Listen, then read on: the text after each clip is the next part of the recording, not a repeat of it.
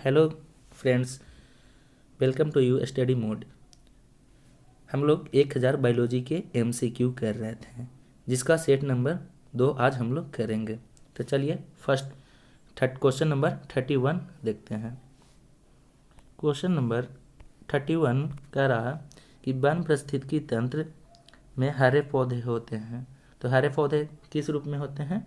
तो option number D सही हो जाएगा, उत्पादक के रूप में होते हैं। ठीक है। अब मूल उपभोक्ता के बारे में हम लोग जानेंगे। मूल उपभोक्ता किसे कहते हैं? तो जो उत्पादक से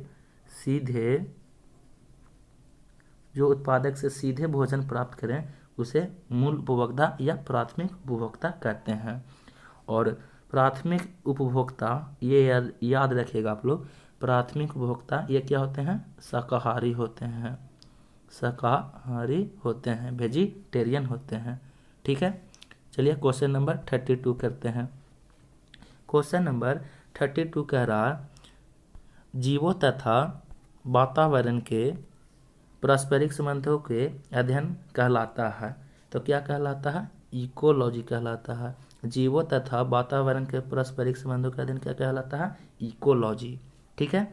अब इको तंत्र के बारे में जानते हैं। तो इको तंत्र किसे कहते हैं? तो जैविक घटक एवं अजैविक घटक के संबंध को इको तंत्र कहते हैं, इको सिस्टम। किसे? जैविक तथा अजैविक घटक के संबंध को इको तंत्र कहते हैं। ठीक है। अब ऑप्शन नंबर सी कह रहा ऑटियोकोलॉजी। तो ऑटियोकोलॉजी किसे कहते हैं? केवल एक ही जाति के जीवों के अध्ययन को ऑटियोकोलॉजी कहते हैं। ठीक है। अब डी में कह रहा है सिनेकोलॉजी किसे कहते हैं? तो किसी विशेष क्षेत्र में पूरे जीव जंतुओं का अध्ययन क्या कहलाता है?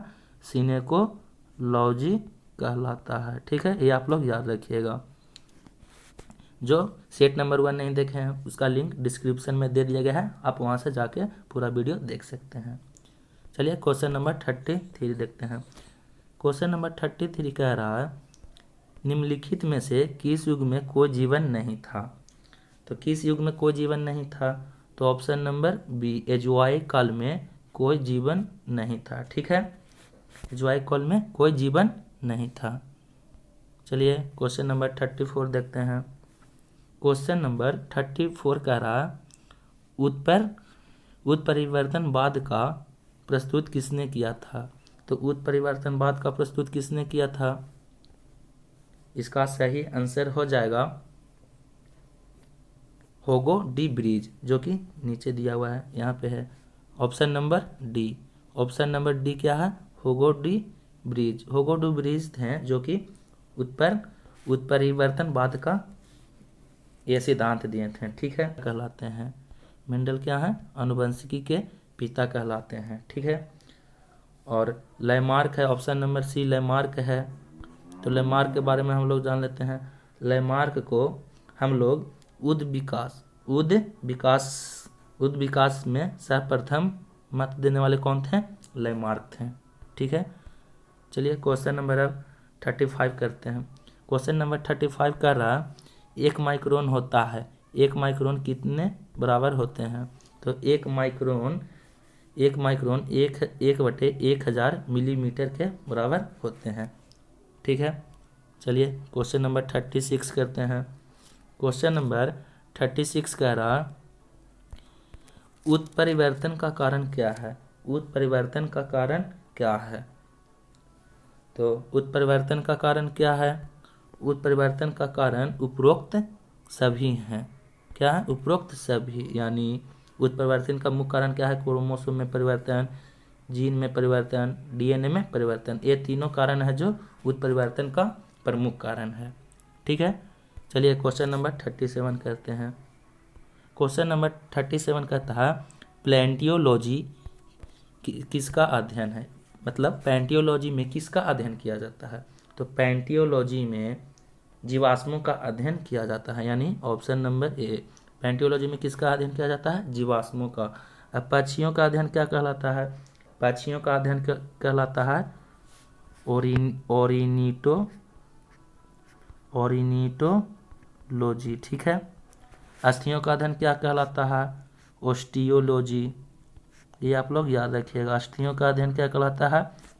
ओस्टियोलॉजी। ठीक है, चलिए अब क्वेश्चन नंबर 38 करते हैं। क्वेश्चन नंबर 38 कह रहा है डायनासोरों का सुनहरा काल किस महाकाल को कहते हैं?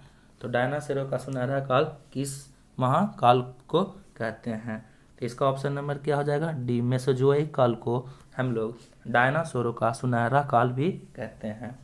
ठीक है, चलिए अब अगला क्वेश्चन नंबर 39 करते हैं। 39 में कह रहा है जीवन की उत्पत्ति किस महाकल्प में हुई? जीवन की उत्पत्ति किस महाकल्प में हुई? तो जीवन की उत्पत्ति प्रे-कैम्ब्रियन महाकल्प में हुई। ठीक है, जो भी चैनल पर नए हैं प्लीज़ सब्सक्राइब कर लीजिएगा ताकि आप लोग का न्यू वीडियो का नोटिफिकेशन मिलता रहे। चलिए क्वेश्चन नंबर 40 करते हैं। क्वेश्चन नंबर 40 का हम लोग आधुनिक मानव के पूर्वज भी कहते हैं। ठीक है, चलिए क्वेश्चन नंबर 41 करते हैं। 41 में कह रहा है मानव की उत्पत्ति किस युग में हुई? मानव की उत्पत्ति किस युग में हुई? तो क्या हो जाएगा? ऑप्शन नंबर सी सही है, प्लायोसीन। प्लायोसीन युग में मानव की उत्पत्ति हुई है। चलिए क्वेश्चन नंबर 42 करते हैं। क्वेश्चन नंबर 42 कह रहा चट्टानों पर रंगीन चित्रकारी सर्वप्रथम किसने की थी? तो चट्टानों पर रंगीन चित्रकारी सर्वप्रथम किसने की थी? क्री-मैगनोन मानव। किसने किए थे? क्री-मैगनोन मानव ने चट्टानों पर सर्वप्रथम चित्रकारी किए थे। ठीक है, चलिए क्वेश्चन नंबर 43 देखते हैं। क्वेश्चन नंबर 43 कह रहा है बचाव एवं भोजन पकाने के लिए सर्वप्रथम अग्नि का प्रयोग किसने किया था?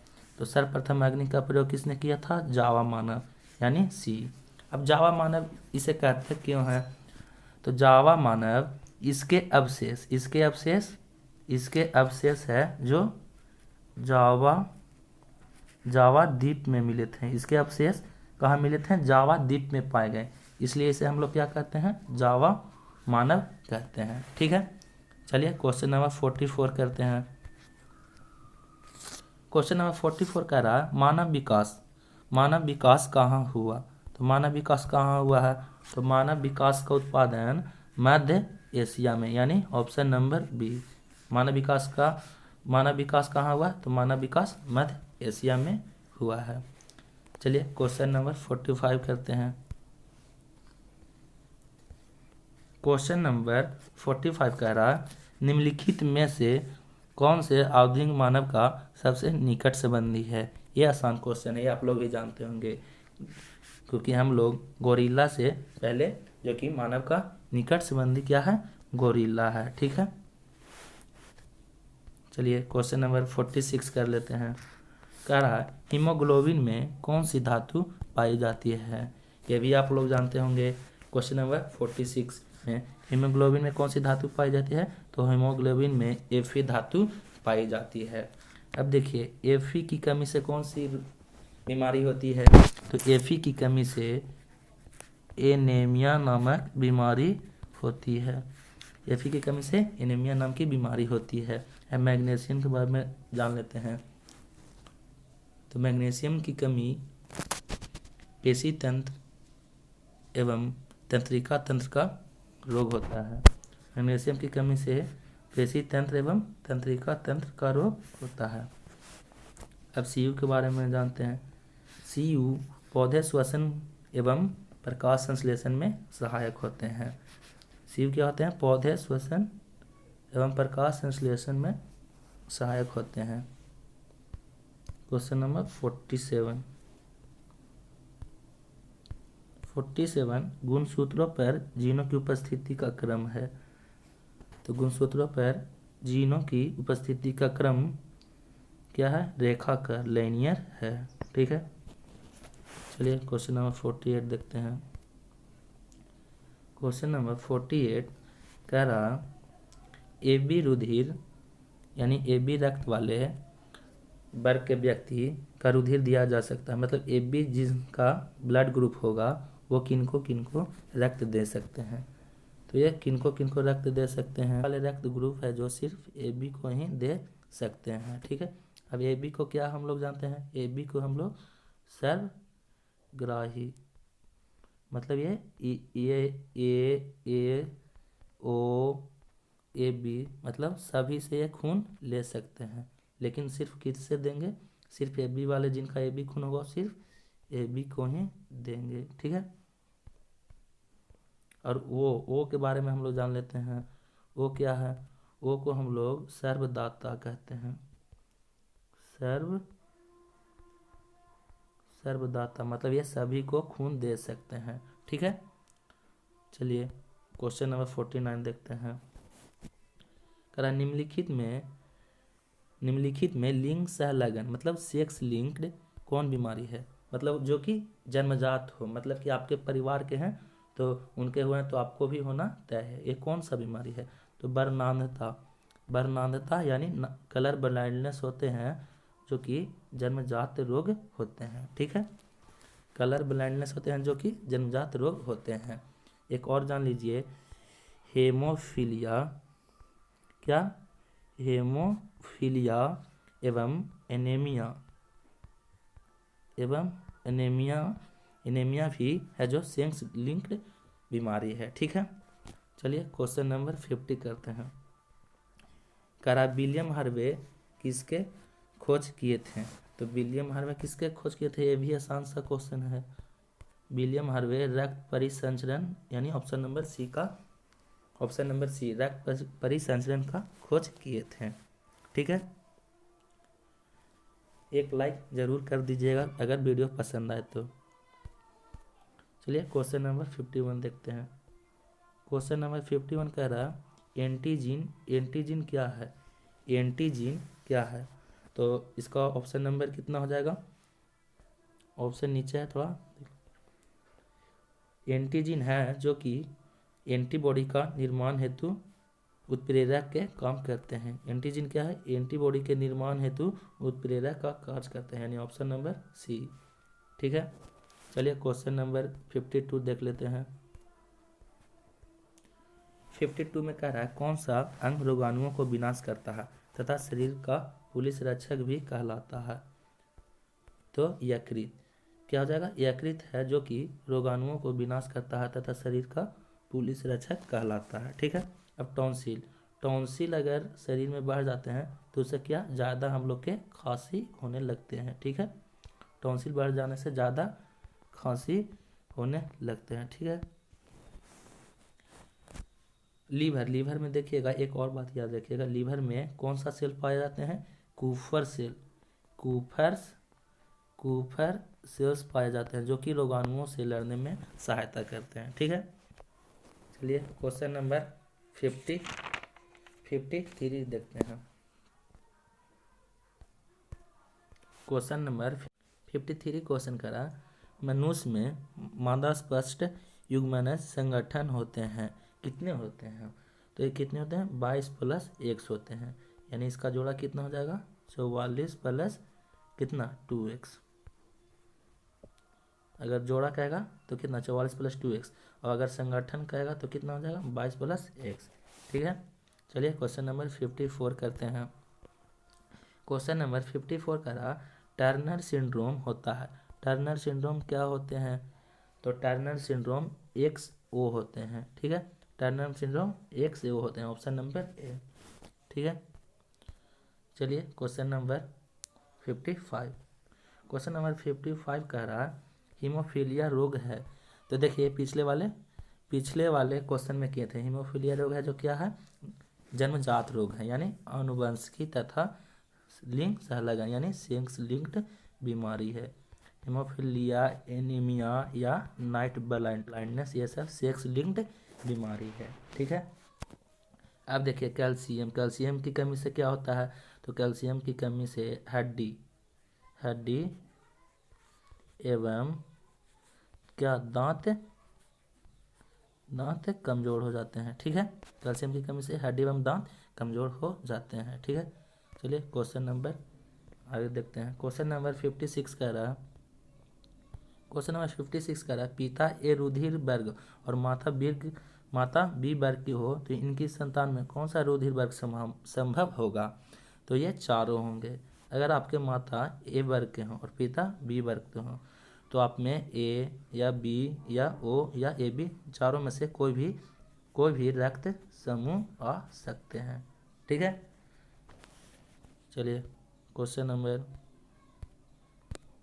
आगे देखते हैं। 57 कह रहा सार्वत्रिक रुधिर दाता यानी यूनिवर्सल ब्लड डोनर, मतलब जो कि जो वर्ग सभी को खून दे सकते हैं। तो सभी को खून कौन दे सकते हैं? डी। अभी पिछले वाले क्वेश्चन में किए थे, जो कि ओ को हम लोग क्या कहते हैं? सर्वदाता। ओ को हम लोग सर्वदाता कहते हैं और ए बी को सर्वग्राही। ये आप लोग याद रखिएगा, ए बी को हम लोग सर्वग्राही कहते हैं। ठीक है, चलिए क्वेश्चन नंबर 58 करते हैं। अगर वीडियो पसंद आ रहा है तो प्लीज़ एक लाइक कर दीजिएगा, चैनल को सब्सक्राइब कर लीजिएगा। क्वेश्चन नंबर 58 का रहा आगे खोजकर्ता लैंड स्टीनर एवं वीनर है। Option number D land Steiner एवं वीनर है। ठीक है, चलिए क्वेश्चन नंबर 59 देख लेते हैं। क्वेश्चन नंबर 59 का रहा सूत्रीय विभाजन के बीच किस अवस्था में गुणसूत्र विपरीत ध्रुवों की ओर गति करते हैं? तो ऑप्शन नंबर डी क्या हो जाएगा? एनाफेज। ऑप्शन नंबर डी क्या हो जाएगा? एनाफेज की अवस्था में गुणसूत्र अपोजिट साइड में अपोजिट साइड में गति करने लगते हैं। ठीक है, अब प्रोफेज के बारे में जान लेते हैं। प्रोफेज में क्या होता है? कोशिका विभाजन शुरुआत होती है। इसमें क्या होता है? कोशिका विभाजन होता है। प्रोफेज में क्या होता है? कोशिका विभाजन की शुरुआत होती है। ठीक है, अब मेटाफेज के बारे में जानते हैं। तो मेटाफेज क्या है? मेटाफेज में तुर्क धागे, मेटाफेज में क्या होते हैं? मेटाफेज में तुर्क धागों का निर्माण होता है। ठीक है, मेटाफेज में तुर्क धागों का निर्माण होता है। अब टीलोफेज के बारे में जान लेते हैं। टीलोफेज है क्या? तो टीलोफेज है जो कि प्रोफेज का जस्ट अपोजिट है। टीलोफेज है जो कि प्रोफेज का जस्ट अपोजिट है। ठीक है, चलिए क्वेश्चन नंबर 60 देखते हैं। क्वेश्चन नंबर 60 कह रहा वृद्धि वलय ग्रोथ रिंग्स किसकी क्रिया से बनते हैं? तो वृद्धि वलय किसकी क्रिया से बनते हैं? कैम्बियम की क्रिया से वृद्धि वलय होता है। जाइलम है जो खनिज लवण को क्या? जाइलम खनिज लवण को पेड़ पौधे तक पहुंचाने का कार्य करते हैं। फ्लोएम है जो कार्बोहाइड्रेट को पेड़ पौधे में पहुंचाने का कार्य करते हैं। ठीक है, आज भर इतना ही। अब सेट नंबर 3 जो कि अगली वीडियो में आएंगे, तो प्लीज़ लाइक सब्सक्राइब और बेल आइकन जरूर दबा दिया ताकि आपका न्यू वीडियो का नोटिफिकेशन मिलता रहे।